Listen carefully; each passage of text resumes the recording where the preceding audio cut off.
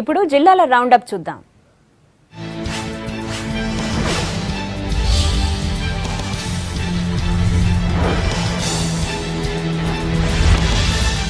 నల్లగొండ జిల్లా తుర్కపల్లిలో 10,70,000 రూపాయలతో నిర్మించిన పిఎస్సిఎస్ బిల్డింగ్ ను ప్రారంభించారు ప్రభుత్వ విప్ గొంగిడి సునీత.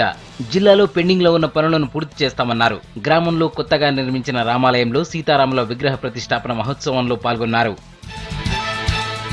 జేఎన్యూ విద్యార్థి నాయకుడు కనహయ్యపై పెట్టిన కేసును ఎత్తివేయాలని నల్లగొండలోని క్లాక్ టవర్ సెంటర్లో ధర్నా చేశారు లెఫ్ట్ నాయకులు. హెచ్సీయూలో రోహిత్ మృతికి కారణమైన వారిపై చర్యలు తీసుకోవాలని డిమాండ్ చేశారు.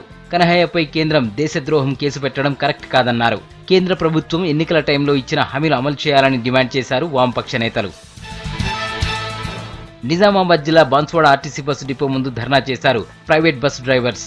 తమకు వేతనాలు పెంచాలని డిమాండ్ చేశారు. డ్రైవర్ల ఆందోళనలతో డిపోలో దాదాపు 30 ప్రైవేట్ బస్సులు నిలిచిపోయాయి. దాంతో ప్రయాణికులు తీవ్ర ఇబ్బందులు పడ్డారు. పెండింగ్ స్కాలర్షిప్లు, ఫీజు రియంబర్స్మెంట్ విడుదల చేయాలని కరీంనగర్ కలెక్టరేట్ ముందు నిరవధిక దీక్షకు దిగారు ఎస్ఎఫ్ఐ నాయకులు. రాష్ట్ర ప్రభుత్వం పూర్తిగా విద్యారంగాన్ని పట్టించుకోవట్లేదన్నారు. స్టూడెంట్ మేనేజ్మెంట్ హాస్టళ్లకు పక్కా బిల్డింగ్లు నిర్మించాలని, ఈ బడ్జెట్లో ఫీజు రియంబర్స్మెంట్ కు ప్రత్యేకంగా నిధులు కేటాయించాలని డిమాండ్ చేశారు. జేఎన్యూ ఘటనపై కేంద్ర ప్రభుత్వ తీరుకు నిరసనగా వామపక్షాల ఆధ్వర్యంలో కరీంనగర్లో ర్యాలీ తీశారు. రోహిత్ ఆత్మహత్య ఘటన నుంచి దృష్టి మళ్లించేందుకు కేంద్రం జేఎన్యూ ఇష్యూను తెరపైకి తెచ్చిందన్నారు. ప్రభుత్వ తీరుకు నిరసనగా కలెక్టరేట్ ముందు ధర్నా చేశారు.